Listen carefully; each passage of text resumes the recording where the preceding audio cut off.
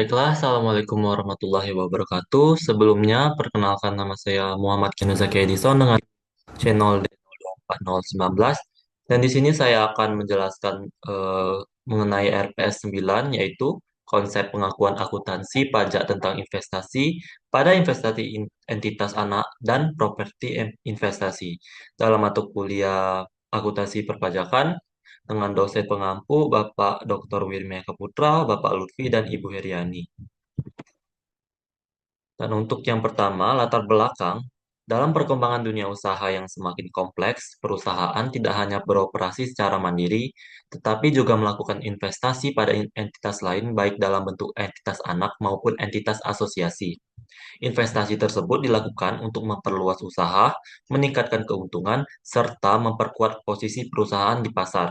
Dalam akuntansi, investasi pada entitas lain memiliki perlakuan yang berbeda, tergantung pada tingkat pengaruh atau kendali yang dimiliki oleh investor. Oleh karena itu, diperlukan pemahaman mengenai definisi entitas anak dan entitas asosiasi, serta metode pencatatan yang digunakan seperti metode biaya dan metode ekuitas. Selain itu, perusahaan juga sering memiliki aset dalam bentuk properti investasi, yaitu properti yang dimiliki untuk tujuan memperoleh pendapatan sewa atau kenaikan nilai. Properti investasi memiliki perlakuan akuntansi dan fiskal yang berbeda dibandingkan aset tetap biasa. Pemahaman yang terhadap konsep pengakuan akuntansi pajak dalam investasi ini sangat penting agar laporan keuangan dapat disajikan secara wajar serta sesuai dengan standar akuntansi dan ketentuan perpajakan yang berlaku. Untuk yang selanjutnya ada definisi entitas anak. Pengendalian, entitas anak adalah perusahaan yang dikendalikan oleh entitas induk. Pengendalian biasanya ditunjukkan dengan kepemilikan saham lebih dari 50% atau kemampuan untuk mengendalikan kebijakan keuangan dan operasional. Untuk konsolidasi, dalam laporan keuangan, entitas anak biasanya biasanya dikonsolidasikan dengan entitas induk, sehingga seluruh aset, liabilitas, pendapatan, dan beban digabungkan dalam laporan keuangan konsolidasi. Dan untuk implikasi fiskalnya, dari sisi perpajakan, hubungan induk dan anak tidak selalu menghapus kewajiban pajak masing-masing entitas, karena setiap entitas tetap dianggap sebagai subjek pajak yang terpisah. Untuk definisi entitas asosiasi, yang pertama, pengaruh signifikan. Entitas asosiasi adalah entitas di mana investor memiliki pengaruh signifikan, tetapi tidak memiliki kendali. Umumnya, pengaruh signifikan terjadi jika kepemilikan saham berada di kisaran 20% hingga 50%. Yang kedua ada partisipasi keputusan. Pengaruh signifikan ini memungkinkan investor untuk ikut serta dalam pengambilan keputusan, namun tidak dapat mengendalikan kebijakan perusahaan secara penuh. Yang ketiga, metode ekuitas. Dalam akuntansi, investasi pada entitas asosiasi biasanya menggunakan metode ekuitas untuk pencatatan dan pelaporan. Dan untuk implikasi fiskalnya, perbedaan antara entitas anak dan entitas asosiasi berpengaruh terhadap cara pengakuan pendapatan, dividen versus laba, perlakuan pajak atas investasi, dan rekonsiliasi fiskal dalam laporan pajak. Untuk konsep metode biaya dan metode ekuitas, dalam pencatatan investasi terdapat dua metode utama yang digunakan, yaitu yang pertama metode biaya dan yang kedua metode ekuitas. Kedua metode ini memiliki karakteristik dan perlakuan akuntansi yang berbeda.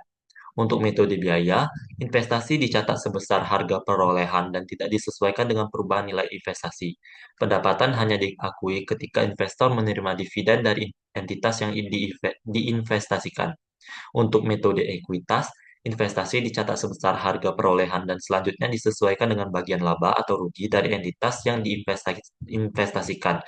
Jika entitas memperoleh laba, maka nilai investasi akan meningkat. Untuk yang selanjutnya, metode biaya dengan contoh perhitungan. Untuk ilustrasi kasus, perusahaan membeli saham dengan nilai investasi sebesar 100 juta rupiah. Selama periode berjalan, perusahaan menerima dividen dari entitas yang diinvestasikan sebesar 10 juta rupiah. Pencatatan jurnalnya untuk nama akun yang pertama kas di debit sebesar 10 juta dan pendapatan dividen dikredit sebesar 10 juta rupiah. Dalam metode biaya, nilai investasi tetap dicatat sebesar harga perolehan yaitu 100 juta rupiah dan tidak disesuaikan meskipun perusahaan menghasilkan laba ataupun rugi. Selanjutnya ada metode ekuitas untuk contoh perhitungannya. ilustrasi kasus, entitas asosiasi memperoleh laba sebesar 50 juta rupiah, investor memiliki kepemilikan saham sebesar 30% dalam entitas tersebut. Untuk perhitungan bagian laba, 30% dikalikan dengan 50 juta sama dengan 15 juta rupiah. Untuk pencatatan jurnalnya, investasi di debit sebesar 15 juta rupiah pada pendapatan investasi di kredit sebesar 15 juta rupiah. Untuk perbedaan komersial dan fiskalnya, dengan aspek metode ekuitas, komersial diakui sebagai laba, untuk fiskalnya belum tentu kena pajak, dan dividen, komersialnya pendapatan, untuk fiskalnya bisa dikenakan pajak. Untuk nilai investasi, komersialnya disesuaikan, dan untuk fiskal tidak selalu diakui. Untuk yang selanjutnya, ruang lingkup properti investasi. Properti investasi adalah properti tanah atau bangunan yang dimiliki untuk disewakan kepada pihak lain atau mendapatkan kenaikan nilai capital gain. Yang termasuk dalam ini yaitu yang pertama gedung yang disewakan kepada pihak lain, kedua tanah yang tidak digunakan sendiri, dan yang ketiga ada properti untuk investasi jangka panjang. Yang tidak termasuk, yang pertama properti untuk digunakan sendiri dalam operasi, yang kedua properti yang dimiliki untuk dijual atau persediaan, dan yang terakhir properti dalam proses pembangunan untuk pihak lain. Selanjutnya untuk pengakuan akuntansi dan implikasi pajak properti investasi. Untuk yang pertama ada model biaya. Properti investasi diukur sebesar harga perolehan dikurangi akumulasi penyusutan dan kerugian nilai. Yang kedua ada model nilai wajar. Properti investasi diukur pada nilai wajar dengan perubahan nilai diakui dalam laba rugi. Dan yang ketiga ada PPh final. Pendapatan dari properti investasi biasanya dikenakan PPh final, misalnya sewa tanah atau bangunan. Dan yang terakhir, implikasi final, karena bersifat final tidak dapat dikreditkan dan tidak masuk dalam perhitungan penghasilan kena pajak. Untuk contoh kasusnya, 100 miliar pendapatan sewa, pendapatan dari penyewaan properti investasi, untuk tarif PPh finalnya 10%, tarif pajak atas pendapatan sewa, untuk PPh finalnya sebesar 10 miliar, pajak yang harus dibayar, serta 90 miliar sebagai pendapatan bersih, yaitu pendapatan setelah dikurangi pajak.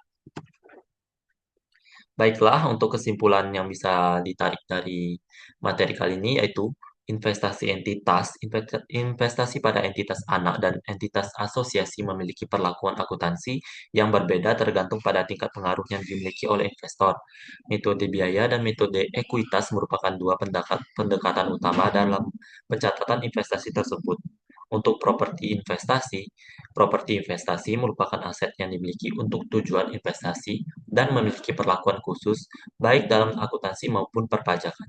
Dapat diukur dengan model biaya atau dengan model nilai wajar. Untuk implikasi pajaknya, pendapatan dari properti investasi biasanya dikenakan PPh final yang tidak dapat dikreditkan dan tidak masuk dalam perhitungan PKP. Perbedaan antara akuntansi komersial dan fiskal perlu diperhatikan dalam rekonsiliasi. Pemahaman terhadap konsep ini sangat penting agar perusahaan dapat menyusun laporan keuangan yang sesuai dengan standar akuntansi serta memenuhi kewajiban perpajakan secara tepat.